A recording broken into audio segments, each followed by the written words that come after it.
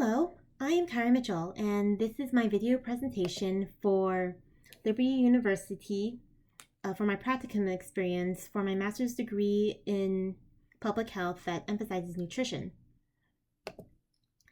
So my practicum preceptor was Grace Schumacher. She is a registered dietitian who started Nutrition Partnership. She provides nutrition services to various clients. She is very qualified in her profession because she has 4 positions in 4 major organizations that help me find excellent resources for my project and my paper. She's the president of the International Association of Eating Disorders Professionals. That organization trains people on how to become professionals in eating disorders. She is a board member of the Alaska Eating Disorder Alliance, and that helps people have resources to eating disorders treatment and training. She is on the conference planning committee of Feeding Matters, which helps families improve care for pediatric feeding disorder. And she is a public policymaker for the Alaska Academy of Nutrition Dietetics, which is an Alaskan organization that's specific for dietitians. So the purpose of my practicum was to address eating disorders. According to the National Institute of Mental Health, eating disorders are serious mental disorders that are described by the eating behaviors of a person that can affect or be affected by the mood of the person. Symptoms of eating disorders include excessive physical activity, excessive caloric intake, constant thoughts about body image, and constant thoughts about food. It can even include induced vomiting or the use of laxatives and diuretics, or binge eating, excessive binge eating, and more and more symptoms of other eating disorder behaviors. Eating disorder prevention interventions has to start with adolescence because that is when eating disorders first develop. The most effective way to prevent the development of an illness is to intervene as early as possible. Adolescents spend the majority of their time at either home or school. Therefore, school was the location that was targeted for this project. So during this practicum experience, I was assigned to create an awareness video for teachers and parents in eating disorders in adolescents. This purpose was to inform the teachers and the parents of eating disorders development in adolescents and how to respond to a student who develops eating disorders. The problem in my community was that the teachers of the Matsu Valley School District struggled with teaching students about nutrition because, one, there was not enough staff to teach students about proper nutrition and balanced eating.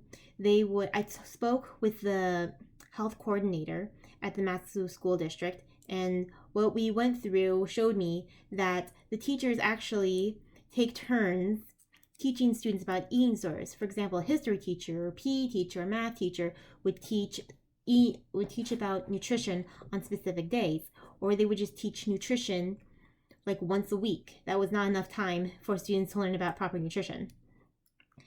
Oh, and yeah, they don't have enough time to teach students about proper nutrition because there's so little teachers, excuse me.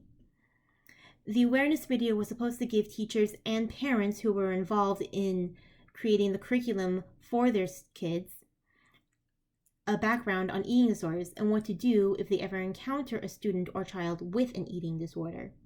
Currently, the production of the eating disorder video is still ongoing until no later than the next World Eating Disorders Action Day.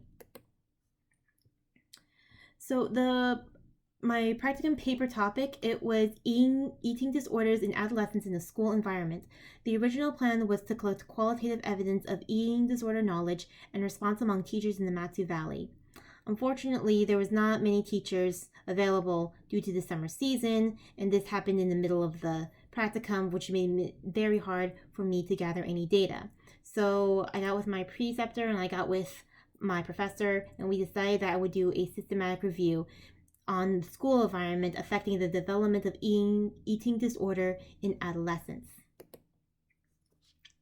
So the systematic review, it aims to identify eating disorders in the United States adolescents in both middle school and high schools, and if they are caused or affected by the environment of the school.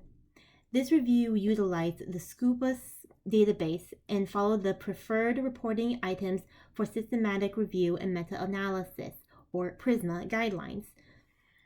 I also used the Joanna Briggs Institute critical appraisal tool in order to make sure the risk of bias and the quality of evidence was sufficient enough for this report. This information would hopefully help researchers create interventions for eating disorders in adolescents in a school environment. So what was very difficult about this project was the research and video production for the awareness video, and that took a lot of time and energy. It was also difficult to connect to people when they were unavailable, like the teachers, but there's some things that just cannot be helped. So what I learned is that it's better to work with others because they can catch mistakes that you can't see. There's been many times when my preceptor caught mistakes I was making during the video production, and so she helped me understand what things to say, what things not to say, because some things in eating disorder information may cause an eating disorder unintentionally, despite the goodwill of the person who's making the video. I also learned that the medical field has no idea how to handle eating disorders. Medical students go through a variety of studying in various areas of medicine, but they do not know how to exactly treat eating disorders. So it's very difficult for them to actually help people who have eating disorders, even adults.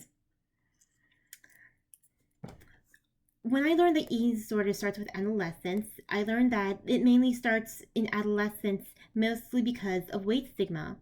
And that's understandable. There's peer pressure, there's bullying, there's parents and teachers who are also influencing those students. And there's also because of weight stigma, because those parents and teachers also were affected by that when they were growing up as well. Students do not know how to have compassion with one another. I mean, you realize this by the way they're acting, and also by the fact that there's no classes taught on manners. There's no classes taught on compassion and mercy and on how to properly treat one another. There's no class that teaches students to do unto others as you would have them do unto you. Many factors in schools can trigger an eating disorder, such as nutritional messaging in schools. There are some health teachers that weigh their students in front of other students, and that causes weight shaming and discrimination. And there's also teachers who teach students to limit the amount of fat and sugar that they eat and use when they really do need that fat and sugar, because that fat and sugar gives you extra energy that gets you through the day. So I would really hope that this information would be used to help teachers learn more about eating disorders and how to spot them in adolescence and learn what to do in those situations. I want to help students learn how to properly empathize with one another and have empathy with one another. Children should be trained early so that they can when they grow up, they won't depart from it, as it says in Proverbs 22:6. These children need to learn how to have compassion with one another, how to have empathy with one another. And it would be good if teachers would indirectly also teach them how to do that, because some students just don't know how to do it. I want children to also hopefully learn proper nutrition messaging in school, how to eat properly, how to have proper physical activity, and how to have fun while they're being physically active. What I would have done differently, I would definitely have probably started this during the fall semester of schools. Since the teachers are back, I would get more responses and more likely have more results from that. I feel like I've gained a lot of information on eating disorders, and because my future goal is to become a medical doctor, and since I learned that medical doctors don't have a lot of information on eating disorders, that it would be good for me to learn about this so I can learn what to do in the future. Well, that's all we have for today. Thank you for watching this video.